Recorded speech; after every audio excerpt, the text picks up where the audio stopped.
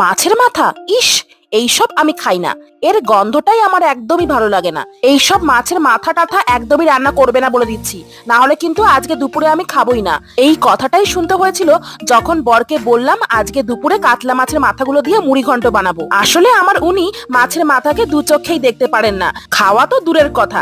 তাই ওনাকে বললাম আজকে এমন ভাবে মুড়ি ঘন্ট বানাবো না খেয়ে বলবে আরো দাও। হ্যাঁ, আজকের গল্পটা কাতলা মাছের মাথা দিয়ে তৈরি সেই পুরনো বাঙালি পদ মুড়ি ঘন্ট, কিন্তু একেবারে সহজ পদ্ধতিতে, কম তেলে আর কয়েকটা ঘরোয়া উপকরণে। সত্যিই বলছি, এই রান্নাটায় ঝাঁঝালো কোনো মশলার ঝামেলাই নেই। শুধু একটু ভালোবাসা, একটু কৌশল আর রান্নার প্রতি একটুখানি মায়া থাকলেই এই মুড়ি ঘন্ট হবে একেবারে লাজবাব।